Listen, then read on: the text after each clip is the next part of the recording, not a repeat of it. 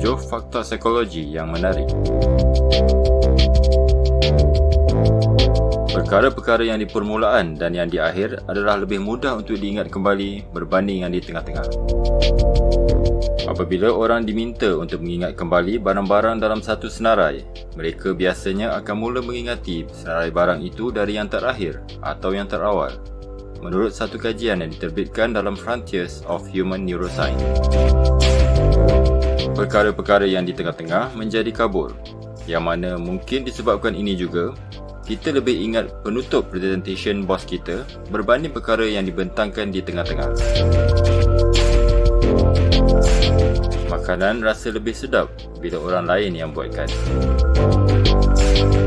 Pernah terfikir kenapa makanan yang kita beli di restoran rasa lebih sedap daripada makanan yang kita masak di rumah, walaupun kita guna bahan yang sama?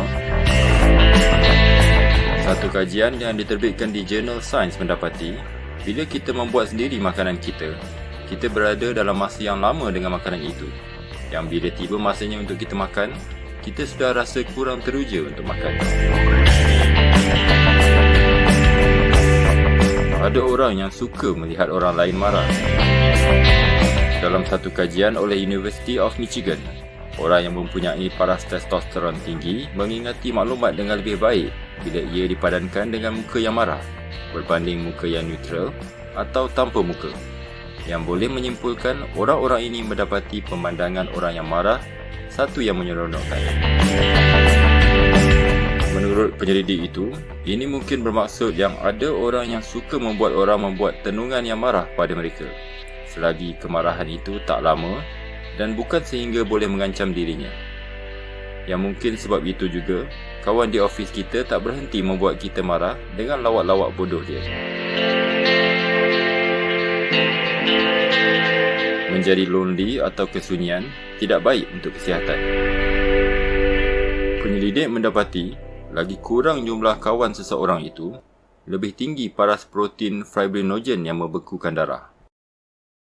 Kesannya sangat kuat, yang jika kita mempunyai 15 orang kawan berbanding 25, kesannya sama buruk dengan merokok. Kita diprogramkan untuk paling menyukai lagu-lagu yang kita dengar sewaktu zaman persekolahan. Muzik yang kita suka akan memberi kita dopamin dan juga bahan kimia lain yang membuatkan kita rasa gembira, dan ianya adalah lebih kuat semasa kita berada di zaman persekolahan, kerana otak kita sedang berkembang pada waktu itu. Dari umur 12 hingga 22 tahun, semuanya terasa lebih penting. Jadi, kita akan lebih memberi penekanan pada zaman itu dan akan lebih berpaut pada kenangan muzik pada zaman itu. Penyelidik menjumpakan bukti yang mencadangkan otak kita akan lebih terikat dengan lebih kuat kepada muzik yang kita dengar sewaktu zaman remaja berbanding apa sahaja yang kita dengar semasa dewasa.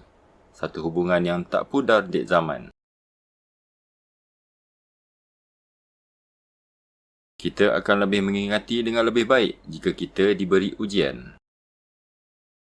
Maaf adik-adik, satu daripada fakta psikologi yang sangat berguna adalah ujian dan peperiksaan sememangnya berkesan. Satu kajian yang diterbitkan dalam jurnal Psychological Science mendapati, kita akan dapat menyimpan lebih banyak maklumat di dalam ingatan jangka masa panjang kita sekiranya kita diberi ujian mengenai perkara itu. Lebih banyak, lebih baik, berbanding hanya belajar dan tanpa perlu cuba menghafalnya serta-merta. Terlalu banyak pilihan boleh menjadikan kita lumpuh untuk berfikir. Teori paradoks memilih pernah dikritik oleh penyelidik-penyelidik kerana tidak dibuktikan dalam kajian. Walau bagaimanapun, ada beberapa bukti yang menyatakan otak kita lebih menyukai pilihan yang sedikit berbanding terlalu banyak pilihan.